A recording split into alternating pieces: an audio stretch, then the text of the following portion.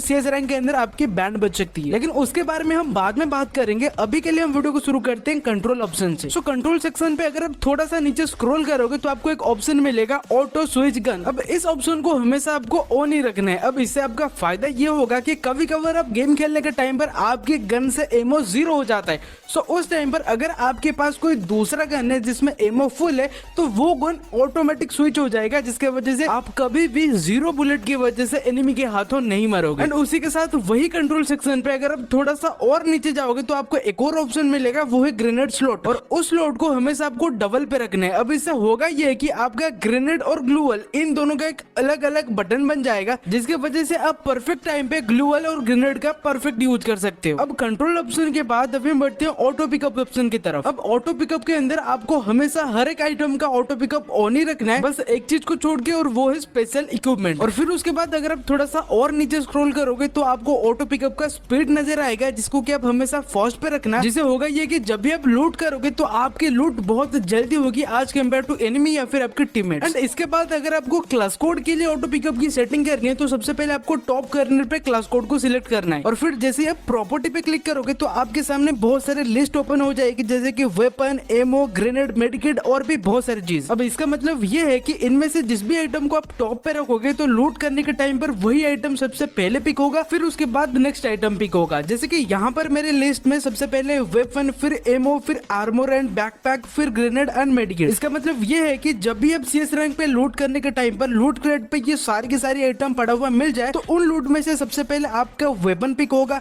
फिर उस वेपन की एमो पिक होगा, फिर आर्मर मतलब वेस्ट एंड हेलमेट पिक होगा, फिर ग्रेनेड पिक होगा, फिर मेडिकेट पिक होगा, एंड फिर उसके बाद और चीज भी ऑटोमेटिक पिकअप होता रहेगा। अब ये सब कुछ करने के बाद CS रैंक के अंदर एक और भी इंटरेस्टिंग चीज है, जैसे कि आपको पता होगा कि CS रैंक के अंदर बैग का कोई लिमिट ही नहीं होता। आप जितनी भी चाहो उतनी सारी सामान बैग के अंदर ऐड कर सकते हो। अब इसका परफेक्ट यूज करने के लिए आपको सबसे पहले एमो पे क्लिक करना है, फिर उसके बाद जितने भी सारे एमो की प्रॉपर्टीज है उन सबको मैक्स कर देना है। जिससे होगा ये कि जब भी आप किसी लूट क्रेट को लूट करोगे आपको हमेशा सबसे पहले 240 एमो ऑटोमेटिकली पिकअप हो जाएगा। फिर उसके बाद अगर आपको और चाहिए तो आप और ऑटोमेटिक पिक कर सकते हो। एंड ये सेम चीज को आप मेडिकेट के अंदर भी कर सकते हो, क्योंकि आपको पता होगा कि CS रैंक के अंदर मेडिकेट कितनी ज्यादा इंपॉर्टेंट है। सो इसके वजह से आप मेडिकेट वाला ऑप्शन को मैक्स कर सकते हो, जिसके वजह से होगा ये कि जब भी आप किसी लूट क्रेट के पास जाओगे उसके लूट क्रेट से हमेशा मेडिकेट ऑटोमेटिकली पिकअप हो जाएगा। वरना ज्यादातर क्या होता है कि अगर आपके पास 2 या फिर 4 मेडिकेट होता है और मेडिकेट ऑटोमेटिकली पिकअप नहीं होता है, लेकिन अगर आप ये चीज को ऑन कर लेते हो तो CS रैंक के अंदर हमेशा आपकी मेडिकेट ऑटोमेटिकली पिक हो जाएगा। खैर अभी ऑटो पिकअप के बाद बढ़ते हैं डिस्प्ले ऑप्शन पे। अब इस ऑप्शन के अंदर आपको एक सेटिंग मिलेगी जो है हाई FPS। अब इस चीज को हमेशा आपको हाई पे ही रखना है, जिसकी वजह से होगा ये कि गेम खेलने के टाइम पर आपकी कभी भी फ्रेम ड्रॉप नहीं होगा। एंड इस चीज की वजह से आप अच्छी मूवमेंट भी कर पाओगे और एनिमी को इजीली हेडशॉट भी मार पाओगे। एंड डिस्प्ले के बाद अभी हम बढ़ते हैं साउंड ऑप्शन पे। अब साउंड ऑप्शन पे अगर आप थोड़े से नीचे आओगे तो आपको एक सेटिंग मिलेगा जो कि कैरेक्टर वॉइस। अब इस चीज को हमेशा आपको ऑफ रखना है, क्योंकि पिछले कुछ अपडेट के बाद गरीना कुछ ऐसी अपडेट लाई है जिसके वजह से गेम के अंदर भी कैरेक्टर वॉइस ओवर करते हैं। फॉर एग्जाम्पल उनके गन रिलोड पे है, या फिर उनकी कैरेक्टर कूल डाउन पे है, या फिर उनको रिवाइव चाहिए, इस तरीके की बहुत सारे कैरेक्टर वॉइस ओवर होता है।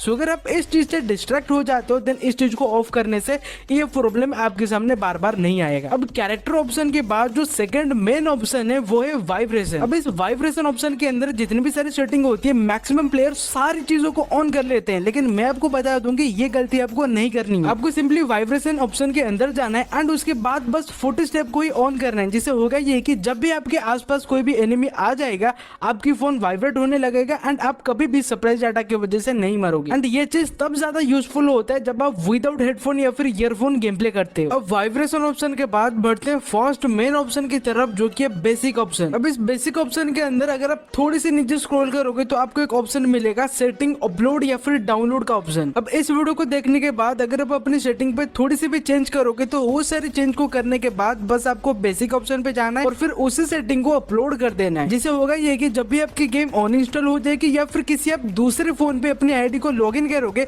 तो आपको बस डाउनलोड वाले ऑप्शन पे क्लिक कर देना है और फिर आपकी पूरी की पूरी सेटिंग डाउनलोड होकर गेम के अंदर आ जाएगी, जिसके अंदर कस्टम HUD के साथ बाकी और भी सेटिंग इंक्लूडेड होती है। खैर ये सेटिंग के बाद अगर आप मेरा गेम सेटिंग या फिर मेरी कस्टम HUD के बारे में जानना चाहते हो तो उसके लिए लेफ्ट वाले वीडियो पे क्लिक कर लो, क्योंकि उस वीडियो के अंदर आपको वो सारी सेटिंग मिल जाएगी जो कि अभी के टाइम पर मैं गेम के अंदर यूज कर रहा हूं।